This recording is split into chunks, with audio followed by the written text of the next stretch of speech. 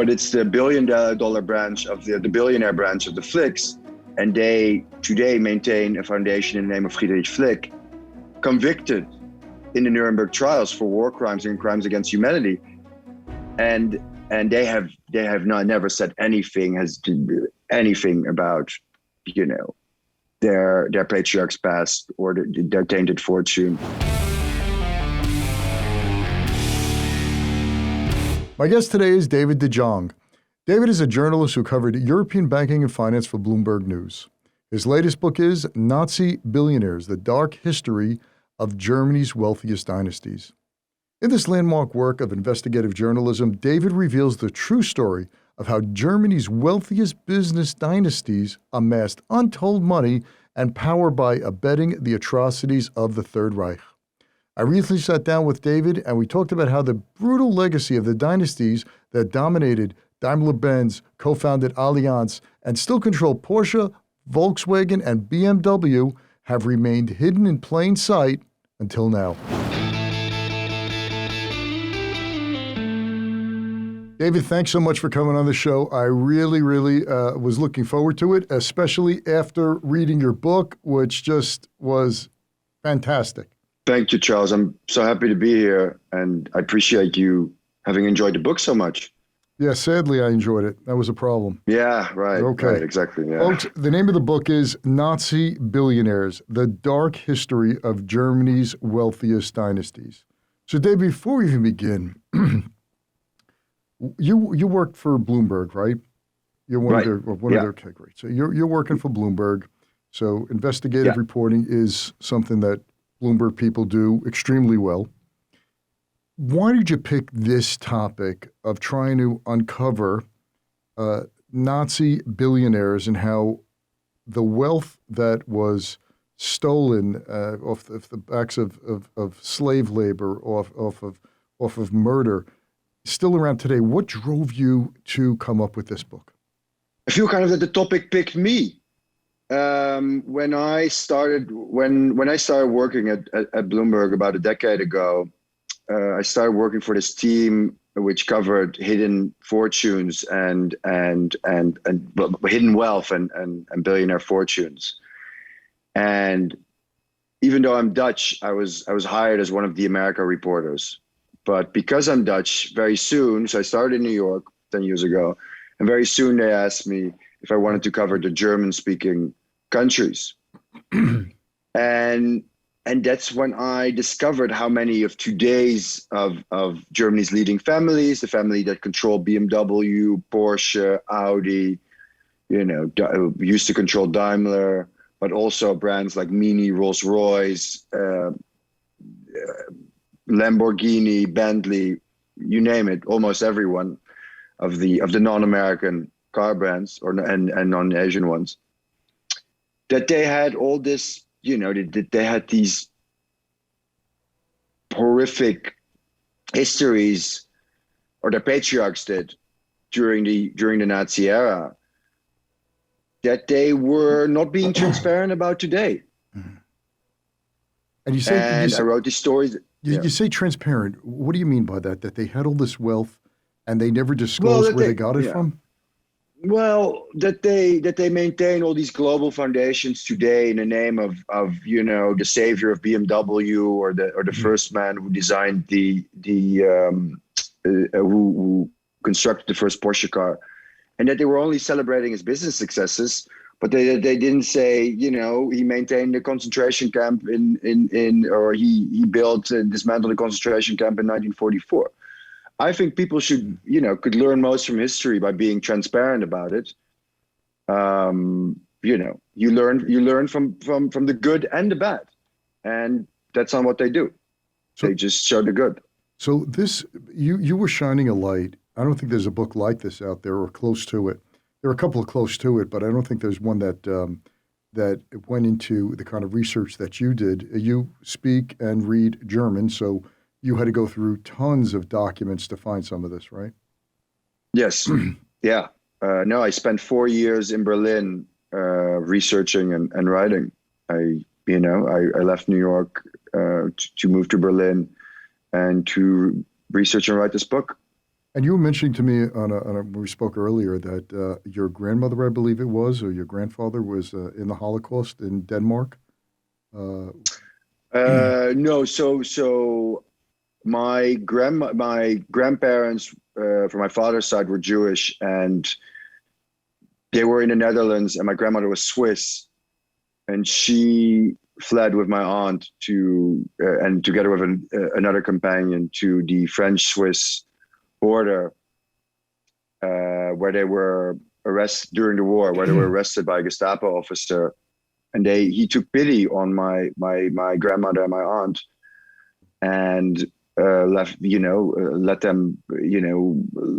them go. But their companion was deported to Sobibor and murdered in an extermination camp. And my grandfather, he hid in Amsterdam for 3.5 years after the Nazis occupied his textile factories at the Dutch-German border. And for my mother's side, the Christians or the non-Jewish side, my grandfather tried to sail to England in 1941 to join the Royal Air Force together with his best friend. And second time, their sailboat blew back to shore, and they were arrested by German soldiers, and they were convicted as political prisoners, and they were convicted to 2 years doing forced labor in Germany. And my grandfather was 6'7", and when he came out, he weighed 90 pounds. Wow.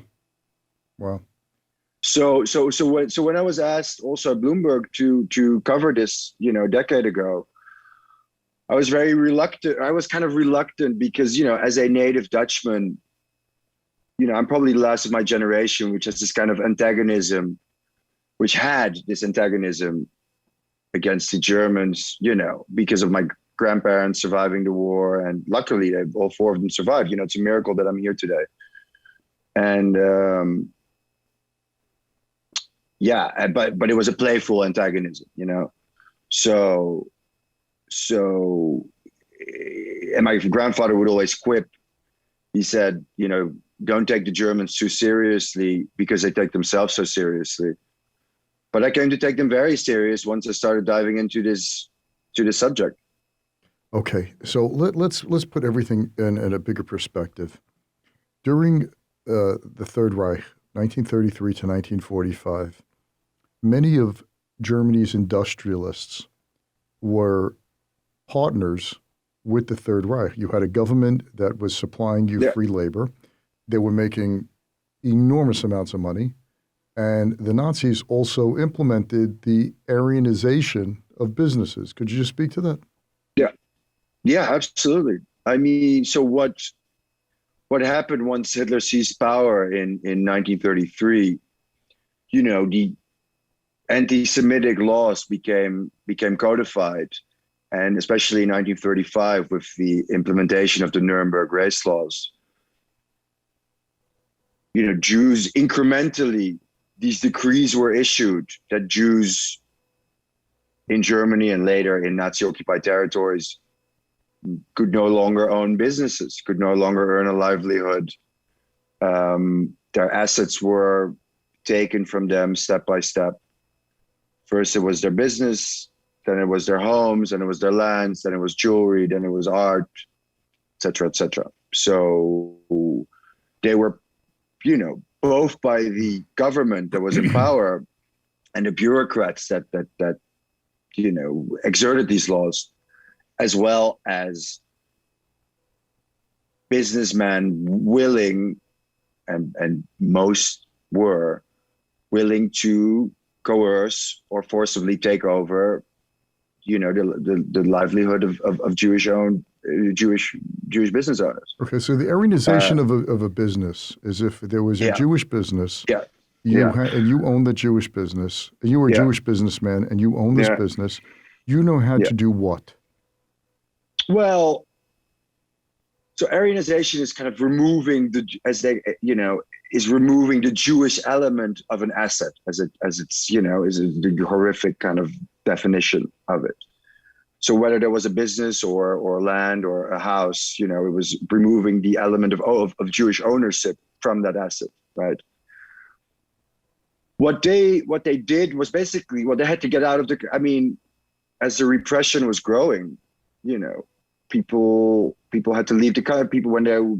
Before they started stripping their German citizenship away, people were trying to desperate to get out. They had to sell their businesses or they were forced out. So what happened mostly, and this, of course, this had to have the veneer of a normal business transaction, right? But people would say, if the nominal value of somebody's shares were 3,000 Reichsmark, they say we'll give it to you for the nominal value, but not for the market value, because you're not going to get it anywhere.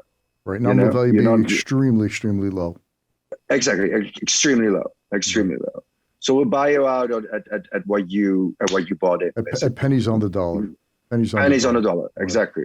So now you had a lot of industrialists. We'll go through a couple of big families now that their fortunes are still out in the open or hiding in plain sight. That your book is shedding light on, that took advantage of this by taking over Jewish businesses.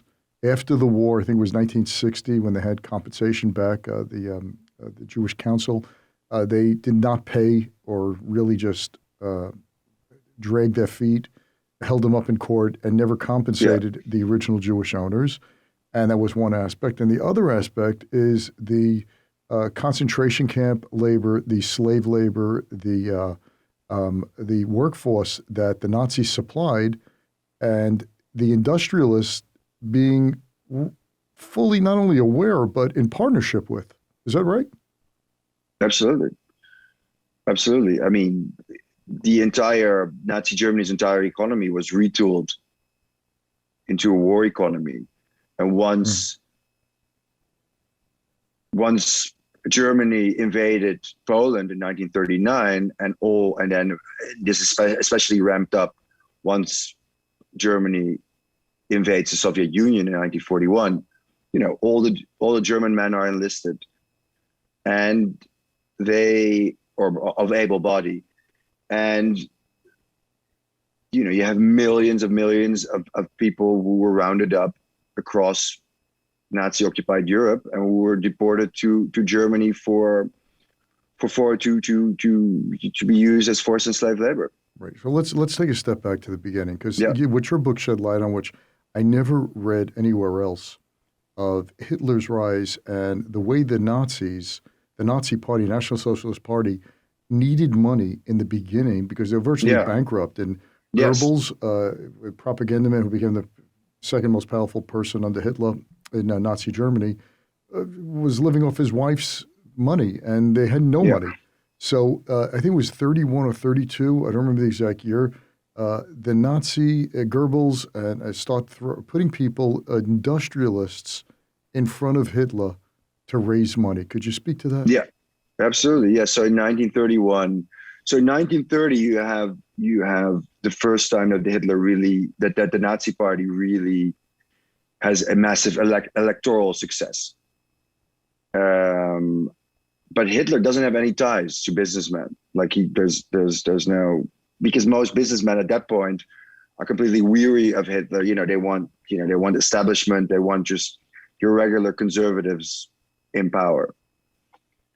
And they start. So he asks his economic advisor, what shall we do? And they start inviting businessmen to Berlin to this hotel, where Hitler starts courting them,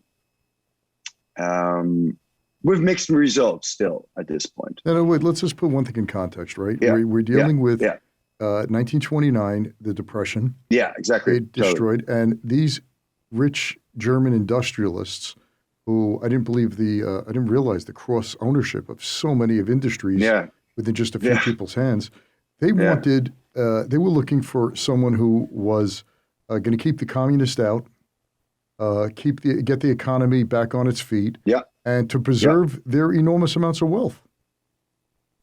Yeah, and of course they were completely rattled by October 1929 by Black Tuesday, and they're wiping out of much of their wealth. I mean, a lot of it was tied up in American, in the U.S. bonds and the U.S. stock market as well as in Germany. But they were mostly rattled by the fact that Germany at the time was a volatile place, that the communists and the socialists were vying. They wanted stability. They first saw the Nazis as kind of these garish, boorish people from the German hinterlands, who they laughed about, like uniformed curiosities. But as soon as Hitler is seizes power, the attitude changes. And the meeting you're referring to is 3 weeks after Hitler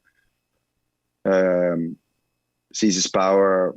All the 24 of Germany's most powerful industrialists, financiers, executives are invited to the residence of the parliamentary president of Hermann Goering, and they're on the invite. It says Hitler's going to explain his economic policies, but in fact they're invited there to basically pony up to pay into a presidential or a parliamentary election slush fund.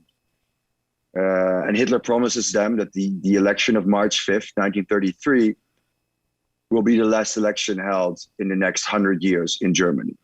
That by the time that election happens, the parliament has been the famous Reichstag fire has happened. So the elections are a sham, and a few weeks later, Hitler consolidates his power and becomes the Führer. Okay, so now just touch on some of the industrialists of brand names that we know today, the patriarchs, Sure. the founders of these families, that are not only there, but throw their full support to the Nazi Party. And after the war, many of them disavowed what they said, but they actually said that they were 100% committed to the party and everything the Nazis were doing. So just give us a couple of names and brands that we would know. Sure. So the main family is the Quandt dynasty, of which two members today have near majority control over BMW, and their patriarch Günter Quandt, who was married. Actually, his second marriage was to Magda Goebbels, the woman who later became Magda Goebbels. Then there's the Flicks, who today only run their private wealth, but their patriarch, who was convicted at Nuremberg, also ended up after the war. During the Third Reich, he controlled Germany's largest steel, coal, and weapons conglomerate, privately held. He got convicted at Nuremberg. His sentence was commuted by the U.S. He gets out, and within a decade, he's the controlling shareholder of Daimler-Benz. Then there's the von Fink family, the Mercedes-Benz, right? Exactly. Yeah. Daimler-Benz was the company that produced Mercedes. It's now called Daimler, but by the time it was renamed Daimler, they didn't control it anymore. Thirdly, there's a von Fink family, which is an aristocratic family, which co-founded Allianz and Munich Re, which are two of the largest insurers and reinsurers in the world today. And they also own this private bank called Merck Fink. So the fourth family is the Porsche-Piech family, which today controls the Volkswagen Group, which is the largest car company in the world. And they control brands such as Porsche, Volkswagen, Audi, Bentley, Lamborghini. And they're actually preparing to do a huge IPO. They're going to spin off Porsche from the Volkswagen Group and list it separately. It's going to be one of the biggest IPOs of 2022. And their patriarchs, Ferdinand Porsche, which is quite a well-known story, developed the Volkswagen, basically pitched to Hitler to develop the Volkswagen, the people's car. And then the Volkswagen actually barely gets constructed, but instead the Volkswagen factory that he leads together with his son-in-law, becomes a place where you have mass weapons production. And tens of thousands of forced slave laborers are used. Okay, so now the patriarch of BMW, Daimler-Benz, Allianz, Munich Re, Audi, Porsche, which has all the other brands. Yeah. Your book is not telling us anything new in the sense that we knew that these patriarchs had Nazi ties, right? This is 1950s. It was pretty known. But what you bring to light is that these companies are, I wouldn't say whitewashing. How would you describe what they're doing to that past? I would say partly, I would partly say whitewashing. Well, in a sense, they're leaving out part of the history, and I think, I'm in favor of radical transparency because people learn from history by being radically transparent. I'm not in favor of renaming. I think that's a political correct way of whitewashing, personally. But, I think people should, you learn from history by saying somebody was successful in business. Okay, sure. But part of his business success was, acquiring companies stolen from Jews, was, constructing and dismantling a sub-concentration camp in Nazi-occupied Poland, by overseeing a factory with, among other people, 500 female slave laborers from concentration camps. I think that's the way, and not whitewash it through global foundations, because I do think today you have the Herbert Quandt BMW Foundation, which says inspire responsible leadership. And the only reason that it inspires responsible leadership is because he saved BMW from bankruptcy in 1959. And that to me is perverse.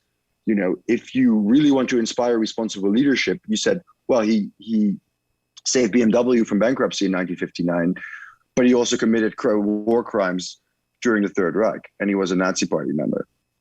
And so many of these, even though many of these patriarch families, even the families rather, the patriarchs died in the 70s and 80s, right? Mostly. Yeah. They died out. And by the way, which is just shocking when I'm reading this. Back in the 80s, you had some founders, 4 founders, where I have it somewhere here, that were all members of the Nazi Party and SS and Waffen SS officers, all becoming billionaires. By 1970, this is ancient history. Friedrich Flick, August von Fink, Herbert Quandt, Rudolf August Oettinger made up West Germany's top 4 wealthiest businessmen in descending order, and all were former members of the Nazi Party and profiteers. And one of them was a voluntary Waffen SS officer, and they all become billionaires. Yeah. So you're talking 35 years after the end of the war. 25 years after the end of the war. There it is. But even further, you keep going on, where the banking industry, head of Deutsche Bank at the time, was it Deutsche Bank? You had so many great names in here. Was a Nazi also? Was it Deutsche Bank? The former chairman of the chairman of Deutsche Bank at the time, I don't think he ever became a member of the Nazi Party, but he was called like the linchpin of plunder during the Third Reich. And he ends up becoming West Germany's most powerful financier. There's also, if you've read David Enrich's Dark Towers, he's also referenced in there. His name is Hermann Josef Abs. And he distances himself, but he becomes omnipresent. Well, he was omnipresent in the Third Reich, but he becomes far more powerful in West Germany. And he works together with the Quandts and the Flicks. He's a supervisory board chairman he's a chairman of Deutsche Bank. He runs Deutsche Bank for many, many decades. And he's on the board of BMW, of Daimler-Benz. He was basically on 30 or 40 boards. And he is really the most powerful man together with the Flicks and the Quandts in post-war Germany. And up until the late 80s, up until the German reunification, so for like 45 years. Okay. So now my question to you is, these patriarchs are gone. The businesses still stand, but the families are, in many cases, not even involved, or maybe they have some shares but not controlling shareholders. Well, in some cases, right? Some cases they've taken their money and left it, but it's not the same people, or it's their grandchildren or their children. Right, exactly. Okay. So my question to you was this. What is your reason for shining a light on these people and their fortunes and these companies? If the war was 75 years ago, 77 years ago, not the same people still around anymore, let bygones be bygones. Because you see many examples I provide that they're still covering it up. That's what wrote me to that's what pushed me to write this book, is to shine a light on this history. Many of these stories are known in Germany, but they're not known to a global audience. And if a global audience finds out that we see with this Me Too movement in the past couple of years, right, calling out people for sexual innuendos that they did when they were 17 and now they're 72, with those kind of things. Not right or wrong. It's just, different parts of people's lives, but be that as it may. What do you think the repercussions will be if these are found out through your book and the companies are pressed to answer for this? What do you think is going to happen? Is there going to be a forcing, something on social media? Don't do business with Daimler. Don't. No, I wouldn't argue for a boycott. No, I'm arguing for transparency. Is acknowledge, be transparent. Say that Ferry Porsche, applied to the SS in 1938, was voluntarily admitted in 1941 as an SS officer, surrounded himself in the 1950s and 60s with high-ranking SS officers, some who were commuted to, some who were, sentenced to death and whose sentences were commuted. And in the 1970s, in the late 1970s, in his first autobiography, Ferry Porsche spews virulently anti-Semitic, vitriol about his Jewish co-founder, Adolf Rosenberger, and who was bought out of the company at nominal value of his shares and then was erased in the Porsche company history. Today, there's a Ferry Porsche Foundation, which is financing shares of corporate history in Germany. And there's nothing about Ferry Porsche, it's the only thing it says, oh yeah, Ferry Porsche invented the first Porsche car. But if you're going to finance, shares in corporate history anywhere in the world, but particularly in Germany, you should be transparent on your website that he was an SS officer, that he was voluntarily applied to the SS, that he surrounded himself with SS men in the 1950s and 60s, and that he also, said the most horrific anti-Semitic things about the Porsche co-founder, who was erased from company history. That's what I'm arguing for. Have you approached these companies? I'm sorry, go ahead. Yeah, of course. Yeah, of course I did. I've had elaborate back and forth with particularly with Porsche. And what do they respond to what you just said? Well, they dodge. They say, well, the only reason that the only explanation that Ferry Porsche said these anti-Semitic things about Porsche's co-founder was because he was angry about a business conflict that emerged after World War II. So they whitewash it, right? They just go over it and whitewash it. Nothing really, just try to smooth it out as best they can, and then they move it on. Is that more or less what they're doing to you? Yeah, I mean, I think so. I think BMW and Porsche are the most blatant examples of this, because they have global foundations that they're doing global philanthropy in the name of good, in the name of men who did evil, and not being transparent about the evil. I'm not saying rename it, because as I said before, I think renaming is a political correct form of whitewashing in and of itself. I said be transparent about it. That's when people learn from history. Mm-hmm. So when what I found so interesting in your book is, like Quant, for example, even when they had an opportunity to make good. For example, I think it was the Jewish Council for compensation of some sorts. Yes, yeah, exactly. Is it in 1960? Yeah. Not only did he not write a check, but he had lawyers defend him. He stalled, and these are people whose livelihoods, businesses, fortunes were taken away by a stroke of a pen and appropriated to him. Indeed.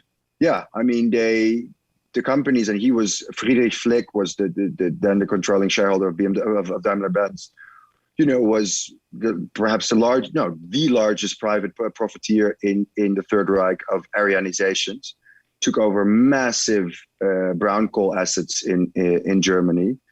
And he litigated it for 15 years and actually ended up getting compensated by the German government for the assets that he gave up in an asset swap in order to Aryanize one of these companies. I mean, you just can't make it up. That's adding, injury to insult into injury. Yes. It was staggering that he's compensated for stealing. Yeah. Not stealing, Yes. Not getting compensated for stealing, or he was stealing another company, but wasn't. Just amazing. I remember reading somewhere that when one of the ways of coming up with valuations is that the goodwill of a business and the shares were discounted to zero. So that's like buying Coca-Cola's business now and taking their 40 or 50, I don't know how much they have in their books of goodwill, and erasing it to zero. So you're basically buying a carbonated water with syrup. So this was unfair. This was unjust. There is no veneer of justice in any of this. Absolutely not. No. And I mean, what they also did, another practice they did, was that the Nazi government or the Nazi Ministry of Finance would make up random kind of back taxes, and they would go as high as like 250 million Reichsmark in order to be able to say, we're going to take your business because you have 300 million in back taxes, which were just completely fabricated. When I was reading that, you could have been writing it about Putin right now. What he did with a lot of these companies, Browder's book, Red Notice, where he just destroyed. I believe he just came out with another book. Yeah, he came out last week with a sequel. Exactly. Yeah, and how his lawyer was killed in prison. Yes, Sergei Magnitsky. Yeah, and we have the Magnitsky Amendment. In the U.S., exactly. In the U.S. because of that. So here you have a situation where history doesn't repeat itself exactly, but it sure as heck rhymes. It does. What happened, with the Russian oligarchs, of course, they started, in the Wild West of Russia of the 1990s.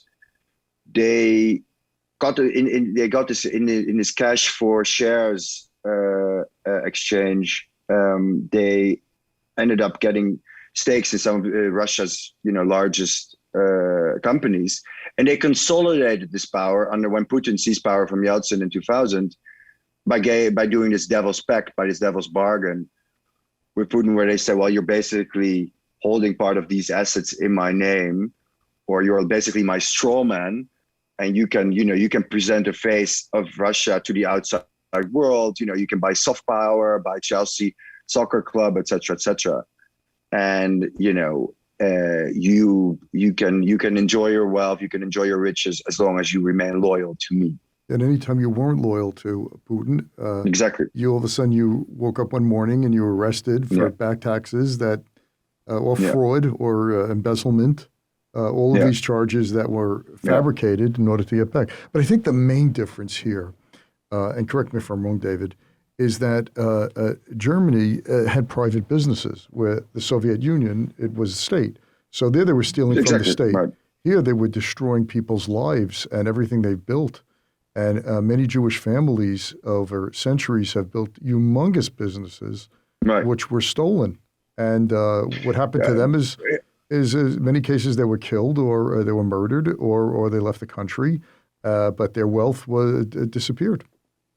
I give one example in the book of the von Fink family, the one that co-founded Allianz and Munich Re, where the patriarch is asked by Hitler to fundraise for a museum, a pet project that he has in Munich. He does that. He fundraises about 20 million from his fellow industrialists and financiers. And as a thank you, he gets to Aryanize 2 private banks. One of them in Vienna, which is the Rothschild, the branch of the Austrian Rothschild family. And he he Aryanizes it, and it's never reconstituted. It's never reconstituted. The heirs end up fleeing to the U.S. And it's there is no Austrian Rothschild branch anymore. Right. So, how was Germany dealing with their past in terms? Well, let me rephrase. When this book builds up traction and gets out there, and just for our listeners, we're recording this a short time before the book is going to be on sale. So we don't know what the impact would be from this book, but I'm sure there's going to be press releases in corporate offices throughout Germany responding to this, and hopefully in some way, and hopefully maybe coming to some resolution. But how is Germany dealing with this, the German government, the German people, who have seen this up close and personal for the past 20 to 30 years? I think, Germany did not reckon with any of it until the late 1960s, didn't start the reckoning process until the late 1960s, early 1970s.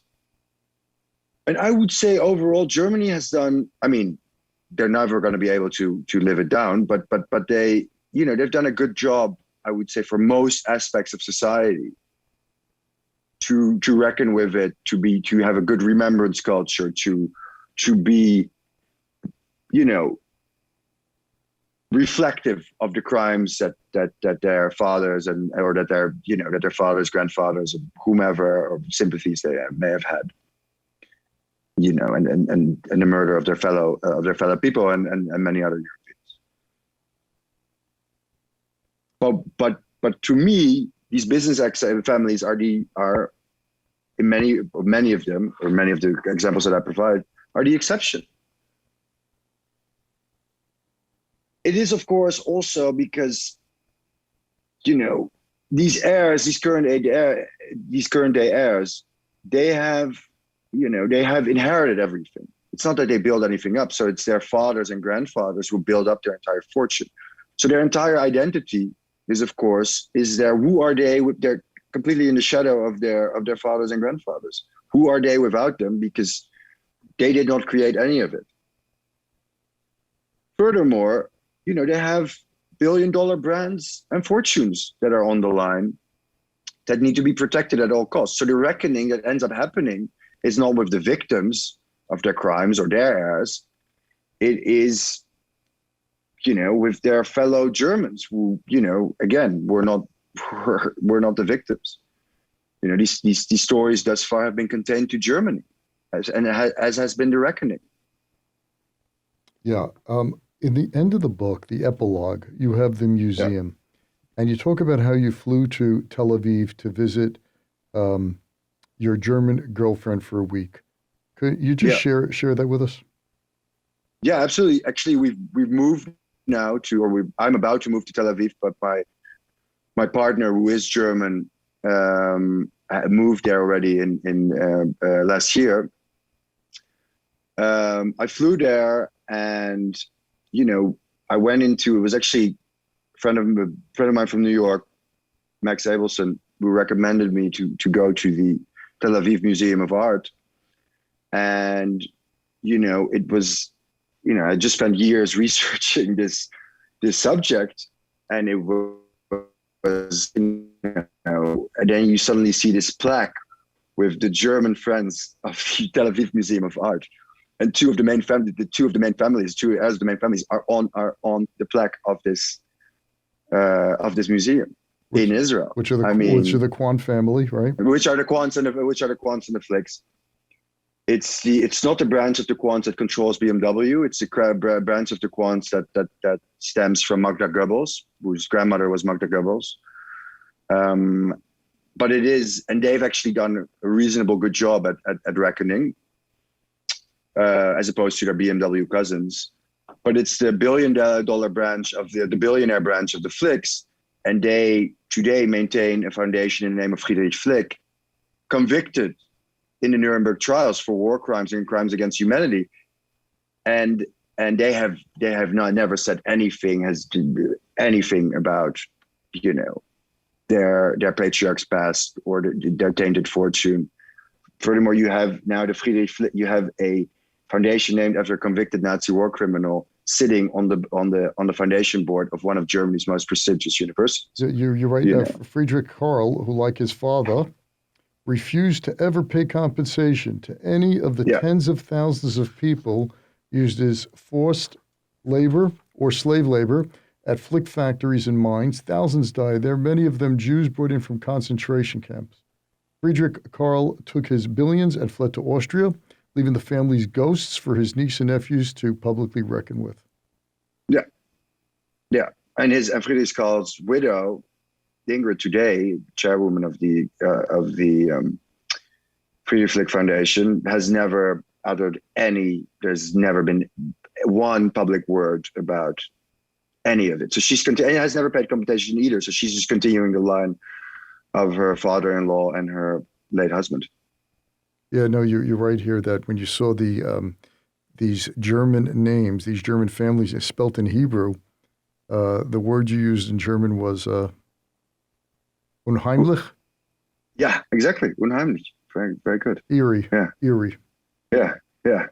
So it's interesting how Israel has dealt with this back in the 1950s when West Germany was going to pay compensation, how then a member of Knesset, Menachem Begin, almost brought down the government. There was almost a civil war in Israel when Ben-Gurion was being very practical, who was the prime minister, and says, we need that money, we need those reparations. And Begin said, how much are you going to give me for a Jewish life? My father, my mother, my family was killed. How much is their blood worth? Yeah.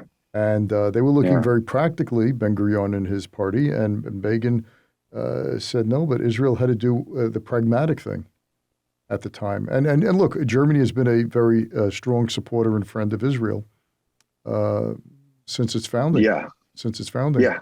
So absolutely. So do you think when this when this gains more traction, hopefully, that we might see a change in attitude among these heirs of these billionaires, not fessing up, but trying to come to terms with or come to grips with their terrible past by creating foundations, charities, or at the minimum, are you just looking for acknowledgement?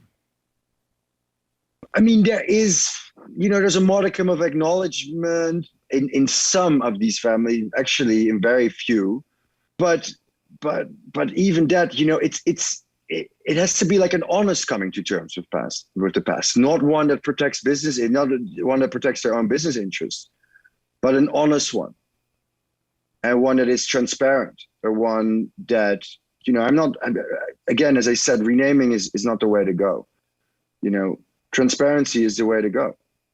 Yeah. And you instruct people that you let people learn about history, and that's the way one should do it. Yeah, well, I really hope that you hit half your goals, because this is a cold splash of water in the face for many of these. Because I think in the beginning of the book you talk about one of the heirs. I think if it's the Kwan family, was it the Kwan family at the beginning? The young girl. No, Bausen. It's a famous cookie. It's a very famous cookie dynasty in Germany. Yeah. I would say flippant, but it wasn't. Very. Yeah, it was flippant. Okay, I'll say flippant. Definitely. It was very flippant, definitely. As to, piss off. It was like, and she's she was young. I think 30, 20s, whatever it might be. Yeah, she's now 30. Yeah, 30, and it was like, I think, and it just correct me if I'm wrong. Is you want to change those attitudes, right? Yeah, I do. I want people. I want people who have the most to say, who have power and influence, to have a reflection on this in Germany, because they have, I want to see their businesses flourish. I want to see them all doing great. The next generation, my generation. But I want them to be reflective on the topic, and I want them to know about the topic. I don't want it to be swept under the rug. Right, which they've been doing the past 75 years pretty successfully. Yeah. All right, David, outstanding work. I just can't, when I started reading this, I said to myself, my gosh, I don't know, because this is not all put together in a folio for you. You had to probably dig in records and just the way the corporate structure is in many of these German companies with directors, boards. I think a lot of that's illegal in the United States, that's easy, but sitting on 14 different boards, controlling through different companies. I all my hats off to you on how you dug through tons of paper documents to figure out this whole type of labyrinth of corporate structure, which is a monument, is really amazing. Thank you, Charles. I appreciate it. Yeah, it took me 4 years. It was really 4 years. I mean, I left Bloomberg to write this book, and I dedicated 4 years of my life to it, and I did it every day, with joy, because not with joy, because joy is not the right word, but I did it every day. Determination. I felt invigorated. Yeah. I feel, determination. Exactly. I felt invigorated every day to do it, and I'm delighted to show it to the world. Yeah, outstanding. The name of the book, folks, is Nazi Billionaires: The Dark History of Germany's Wealthiest Dynasties. This is your first book, right, David? It is. Yeah, it's my debut. Yeah, it's well. I told you on the phone before we met. The titles. I don't think anyone else has that title. Huh? It's going to stand out at airport bookstores. Nazi Billionaires. Thank you. Yeah, I hope that's the goal. Do you have any other books planned, or you're going to take a little time off now? Yeah, I'm moving to Israel. I'm going to be working as a Middle East correspondent, and no time off. I love working, so no, I'm going to move continents, move to Tel Aviv. A lot going on there at the moment, and I'm going to be covering the Middle East for Bloomberg. No, actually, it's going to be I'm going to be writing in Dutch for the very first time. It's actually for the Dutch Financial Times. Yeah. Oh, for the financial Dutch edition of the Dutch. Exactly. Yeah. Oh. The Dutch Financial Daily. Yeah. How about that? Wow. Excellent. Yeah. Excellent. Outstanding, David. Lots of luck to you and all the power. And I hope this book does. And I hope this book has the impact that you really hope it. Really, we're planning on every day when you were drudging through these thousands of documents. I really do, because I think it's a part of history that if we don't learn from it and we don't fess up to it, it's bound. It will repeat itself in some shape or form. Absolutely, and that's the danger. I couldn't agree with you more, Charles. All right, David. Thanks so much, man. Thank you. Appreciate it. Thanks for listening to this episode of The Charles Mizrahi Show. If you're a new listener, welcome. If you've been listening for a while, we're glad to have you back. Either way, we'd love to know what you think of the show. Please leave a review if you listen on Apple Podcasts. Reviews make it easier for others to find the show. You can also see the video of the interview on the Charles Mizrahi Show channel on YouTube.